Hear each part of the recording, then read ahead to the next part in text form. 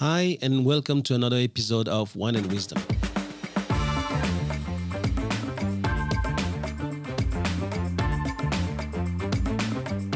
I'm Thomas Le Hoang, and you're listening to the TL podcast, where knowledge is shared and no one takes themselves too seriously.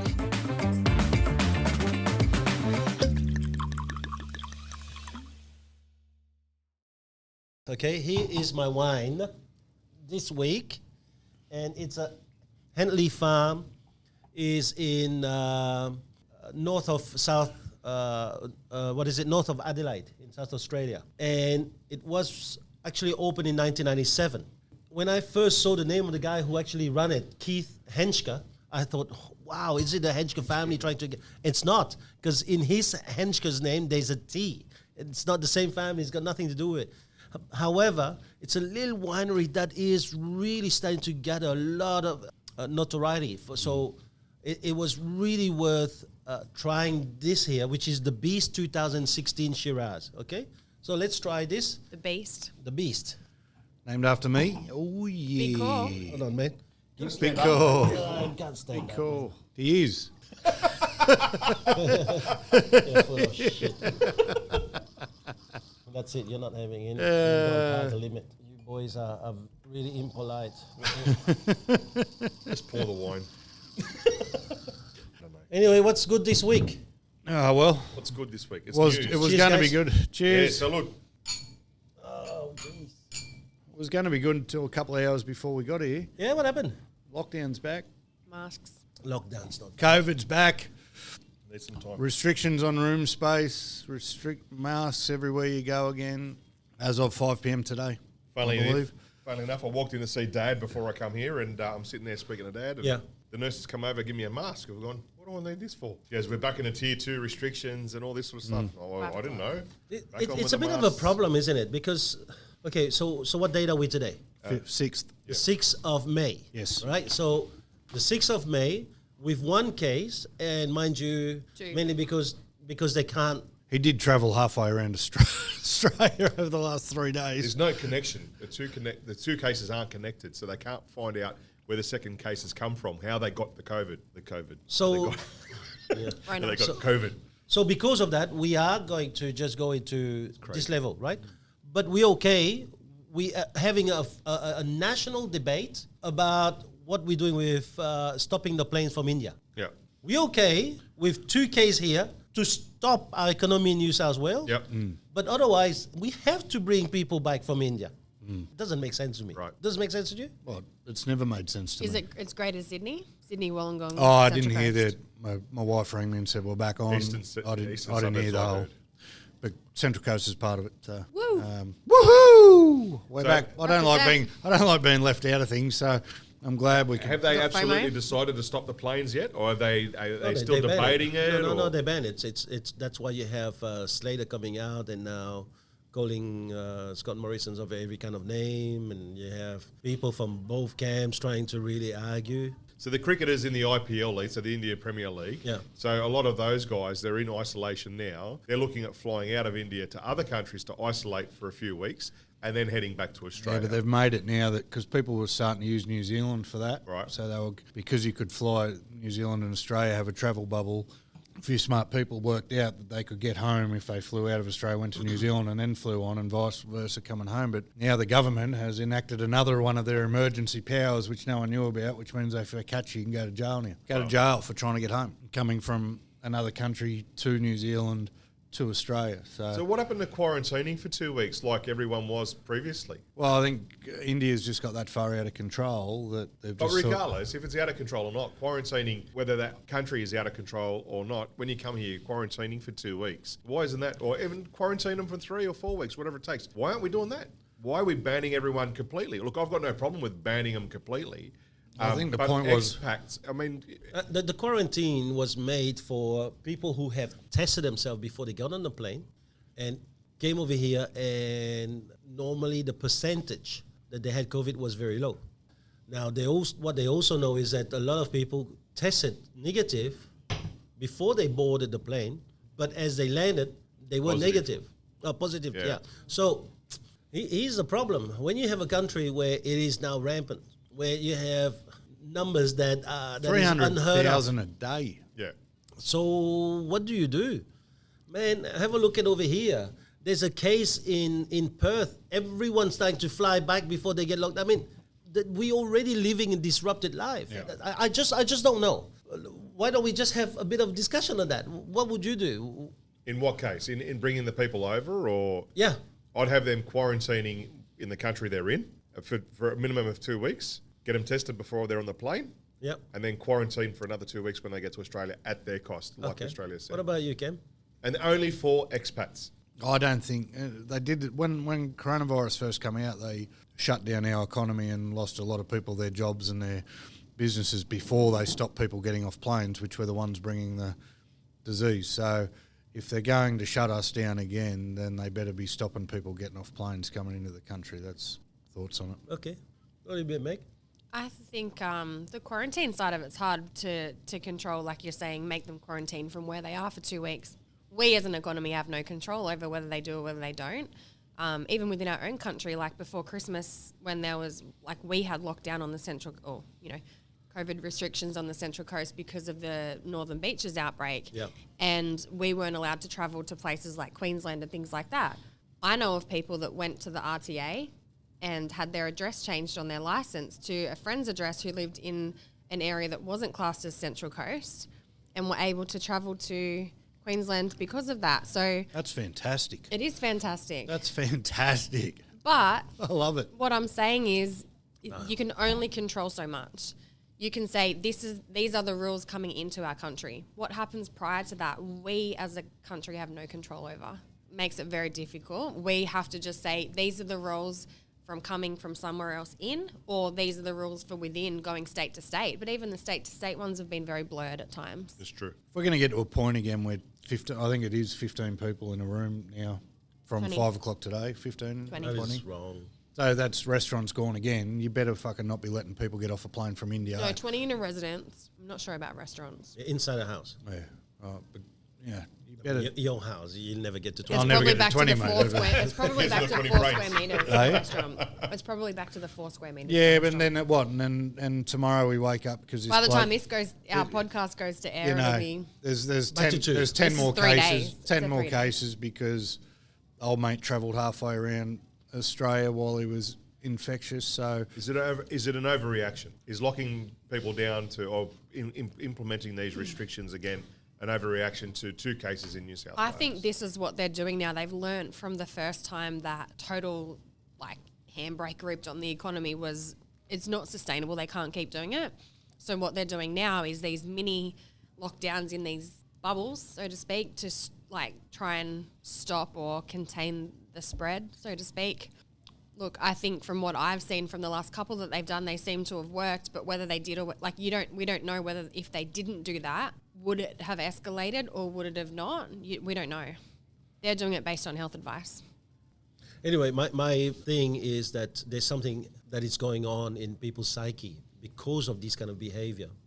And I think that people are getting more and more anxious. They're more and more anxious about their life, and therefore people are making a lot of decisions about their professional life too.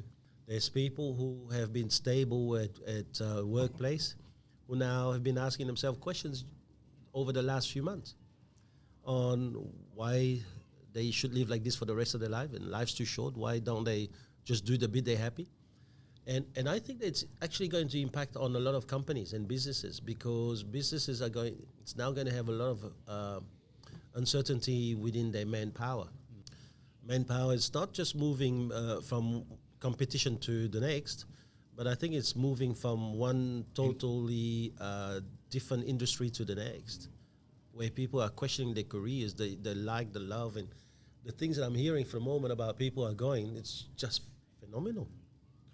yeah, there's that, and the other dangerous thing I think is we're accepting this more and more easily every time they do it. We've become so compliant. Compliant, mate. We've become compliant. What they wanted has worked. All the tinfoil hat stuff that I said at the beginning, that they're starting to exert the power that they've got over us at the moment. We're talking about this. If we play the podcast from when the first lockdown happened and all the stuff and the outrage that all of us were feeling and how aggressive we went to that, now we're talking about it like, it's happened again. They've got us where they want us now because now they click their fingers and we do whatever we want. So our psyche has been affected in many, many ways. And none of it's the bit about I was about to say none of it's healthy. I don't think the compliance is healthy at all. I think it's extremely dangerous. But that's how people like our mate AJ got into all the power he got. But the bit about people realising that life is finite and am I better off living it in happiness or in slavery is I think that's healthy for people.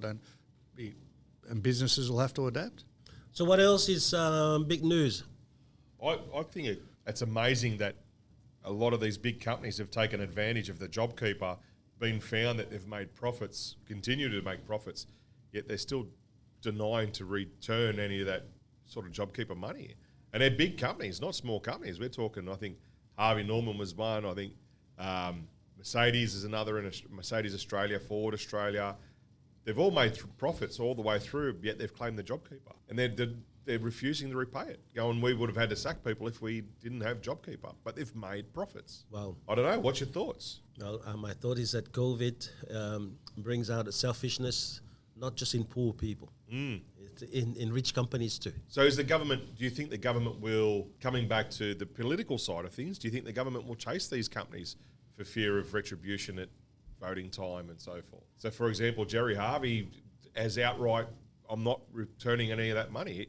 I think it was either Good Guys or Bing Lee as well got caught out and they've gone, we'll return the money, no problem. And Jerry Harvey's gone, well, I'm not returning a cent. Oh, no, yeah. You'd be lucky if you get a cent back. And What decisions do you think some of these big businesses would have made without that JobKeeper package, though? Would jobs have gone a lot sooner? Well, I've got no problem them taking the JobKeeper, but to make a profit while through that, then we're talking a bit different thing. Because the whole, let's put it straight, if it was a smaller company that did the same thing, what would the government do? Government would force that to be repaid, fines, forced to be paid. I want to know, is that the same thing? Because it wasn't a profit-based thing, mate. It was have you lost 20% of your previous years, mate? You can make a profit one year. I think they made the rule, innit? It's not a... And he qualified for the rule, that's it. It's not a profit thing. It's not... You weren't been giving a handout because your business was losing money in the negative balance sheet. It was had you lost 20% of your business from the year before. That's what it was. So lots of people made profit during COVID and took JobKeeper because... It was 20%, then over a certain amount, it was a lot more. You needed to have lost a lot more, like I think it was 50% downturn or something like that. The point, like you're saying, you're filthy on them because they made a profit. A lot of businesses made a profit. From what I understand, they weren't eligible for JobKeeper at that time because of their profits. It wasn't to do with profit, though. It was to do with income. Income. It's different. It wasn't did you lose 20% of your profit. It was did you lose 20% of your income. Did your business suffer by 20%? Because people stopped spending during that time. Okay, let's say they shirked the rules. Let's say they went against what they were supposed to do. Should they have to repay it? Yes. Yeah. If they broke the rules, 100%. But so why would the media be kicking up a storm about it? Because that's a media bit. Because it's the media and it's not a good look. It doesn't pass a pub test that a company, and let's just throw a number out there, making $30 million a year, got the JobKeeper handout. But good on them. If the rules allowed it, why wouldn't they? So you're saying if the government's saying here's money based on this criteria, and they met that criteria, who's not going to take the money, mate? That was part of the worry with JobKeeper to begin with. Right. So it's whether they should or shouldn't have. They were allowed to do it. They didn't break any rules. Fair enough. Okay. I think it stimulated spending within that lower income bracket too, because there was the job seeker side of it where they also received higher payments because from what they were prior.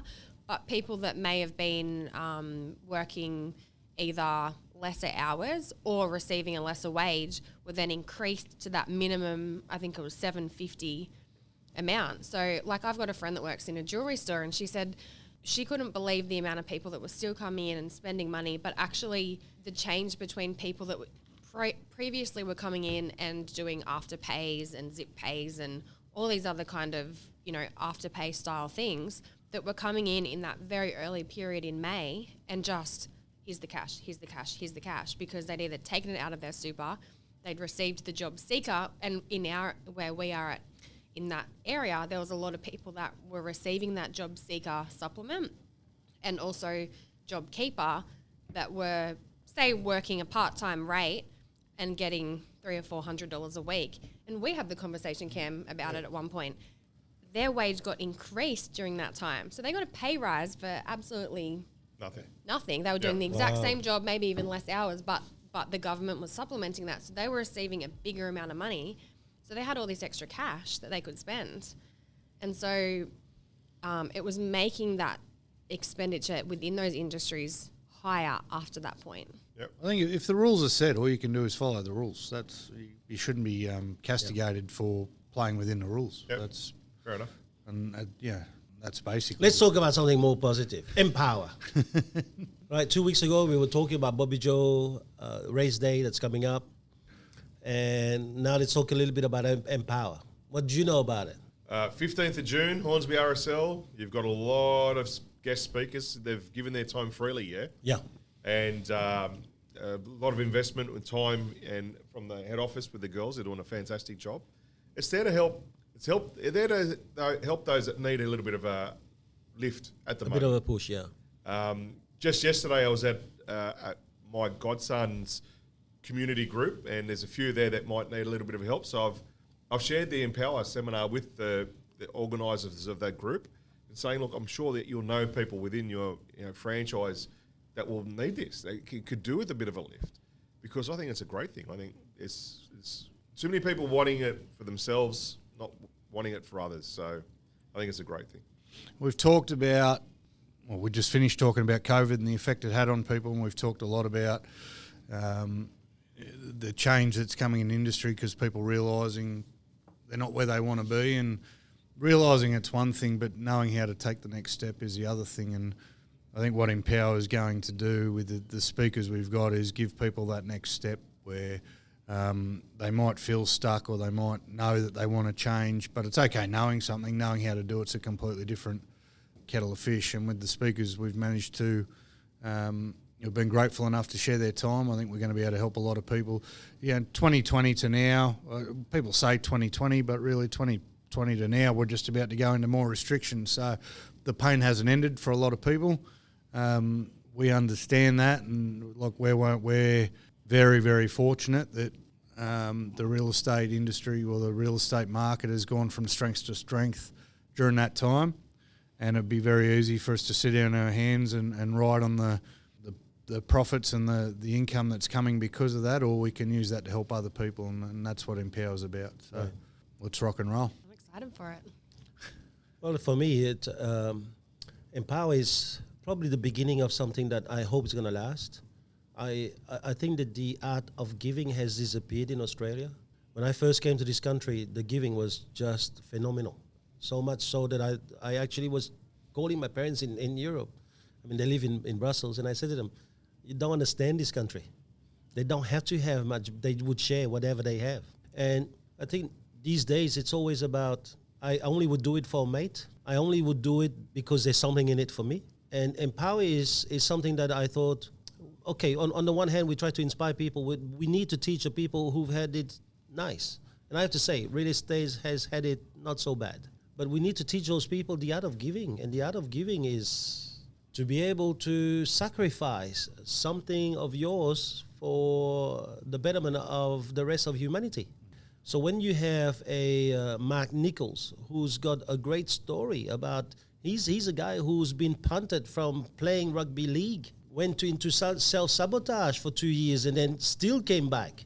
And today played for South, even though, he's at the twilight of his career. You're talking about Ray Price, the man who's won 4 premiership three in a row for Parra. Yeah, and then one after, and who's battled with cancer in one, and who's now battling with dementia. You're talking about amazing people, like even Wayne Bennett, whose private life, man, it's not just a normal run of the mill, and how he still conquers that and is at the summit of his game. And so there's the Amanda Gold, who's actually, her name is pretty big in America. She really helps a lot of people in terms of how to look at life in different aspects. She wrote a book about joy, and she is simply like an amazing person when it comes to providing techniques about how to look at life in a different manner. You have Joel Keegan, who he's so unassuming, and yet he is actually breathing like world champion in the making in boxing. You look at that and you go, how can a guy, and I met him, but you couldn't get him to talk too much about himself. He's so unassuming. Then you have the Michael Butner. He is bigger than life. That guy is just out of this world. You talk about to him and you go, okay, this guy, he is grasping everything that life, he's seizing everything that life has got to give. And I love that bit. Then you have the Ziggy Gordon, who is a Scottish soccer player who came here, played for the Mariners, and did not get paid during COVID for 5 months, and then was asked by the Mariners to leave, and never said one word about it. I spoke to people about who are from the Central Coast and who just swore at him to me, but they didn't even know the story about what really happened, right? And how he had to cancel going back to Europe to get married. Yeah, how he had to, because he wasn't paid, how he had to just leave the unit he was living in to go into something smaller because he couldn't afford it. I mean, this is a story of guys that I hope is going to inspire people into understanding that, hold on, these guys are not going through anything different to me. That we all have a journey, and sometimes it's bad, sometimes good. Like if you were traveling, sometimes it rains, sometimes it doesn't. The key is not to abandon because it's raining. It keeps going because it's raining. The key is to reach destination no matter what the weather is like, you know? And I think that in that respect, I hope that Empower is the beginning of something that we will do statewide every year on the same day. Because I truly believe, and this was my discussion with Wayne Bennett, I said, I'm not an Aussie born. Why do I do this? Why do I go out and spend my time on this? And telling you about spending my time, you don't understand the amount of time it's taken me so far. But why do I do this when there's nothing in it for me? It's costing me so far in the 5-figure, right now to get all of these things happening, and nothing in return because all tickets are free. And I said to Wayne, probably because my children live here. That's all. So if I can do this because my children live here, and we can just lift this Australian national mindset 1% each year, we're going to go far. So can I ask a question in regards to the speakers? Is there a common theme between the speakers, or are they all picked based on their own individual kind of merit? Yeah, well, that's a good question. I have not asked them to talk about anything else but what they want. I think that these guys have been good enough to put their hand up and say, you know what, I will do this. And I'm not going to put any brake on what they want to talk about. I've had people who said to me, you know, I've suffered too during COVID, you need to pay me. I've had people who said, well, I'm available to speak for you guys as long as I'm paid. If I'm not paid, and then I'm busy. And I've had everything. One of these days, I'm probably going to write a book about it. But the one thing for sure, there were moments when I questioned myself and I went, did I take on something way, way too big for myself? Money doesn't flow. Why am I putting that much time when really we should be doing it? But I don't regret any moment because I've met many great friends. I've met a gentleman, his name is Laurie McKenna. I don't know whether you know him. The guy is such a giver. I've never met a guy like this. I mean, he goes swimming every morning in Terrigal. And Laurie McKenna would be there to help me with anything I need. I've met the Michael Chetner from Zoom, who said, Thomas, whatever you need, I like your idea. Whatever you need, Zoom. He's the director of Asia Pacific Zoom. Pacific, yep. And he said, whatever you need, we'll give you, because Amazing. the session is going to be for about 500 people in the room, maybe 1,000 if we relax the rules. But then the rest of Australia will be on Zoom. And he says, whatever you need. I mean, I've met the like of Scott McTeer, who runs my local group. What is it, a finance company and a broker company. And he's not rolling on money, but he said, mate, this is a big thing, man. Let's put this in. I'll advance some cash. We'll do this because there's cash. It's nothing happens free. There's things that's happening everywhere, right? And so we've got very small company who haven't made $1, but they have now decided. I mean, during COVID, they haven't made $1 during COVID. But you know what? Those little companies have decided to donate a wristband for Empower, so that all these people will receive a wristband, and there will be a memento that help them remember. You can empower yourself any point in time. These are the things, and that's when you see the giver. If we can get Aussies to stand up together and say, this is my contribution, and help Aussies, then we've done it. The rest is a bonus. Used to be a country about giving the shirt off your back, and I don't know about you guys, but I haven't heard that line used in a long time. Mate. Absolutely. We used to be famous for giving the shirt off our back, and it wasn't just to friends or to family, it was to anyone in need. And unfortunately, we only see it now when the shit really hits the fan, like the bushfires, and things like that. But then in COVID, we all turned on each other. We've lost the art of giving the shirt off your back. I've seen you give your shirt in Fiji. I'll give my shirt anytime you want it. In Fiji, you gave a jersey to the young kid, and he couldn't believe it. He couldn't believe that you gave him the jersey. I don't know. Do you remember? Yeah, I do remember. I didn't He remember the next doesn't morning. remember it, but he knows that the shirt's I there. didn't remember the next morning. No, he wanted to buy it off me, and there was no way he could afford it because it's a state of origin jersey. But I'm sure his family made some dollars off it. If not, it's hanging on his wall. But we used to do that for each other and not expect anything in return. And I haven't had as big a part in this as I would have probably liked, but I've seen what TL's gone through in particular, and the amount of people who still aren't willing to give their shirt off their back, regardless of the cause. Like it has been an eye opener and not a particularly brilliant one. But if this is the first step in a small step of a lot of larger journey, then let's do it.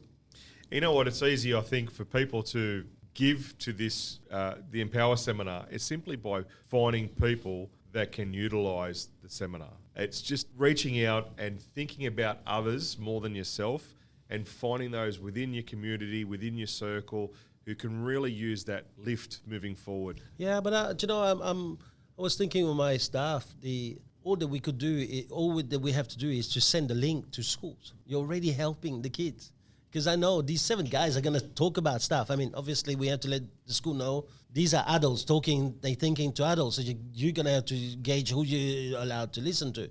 But hospitals, landlords, tenants in our business. I mean, how many tenants would that empower that had troubles during COVID or during the fires? True.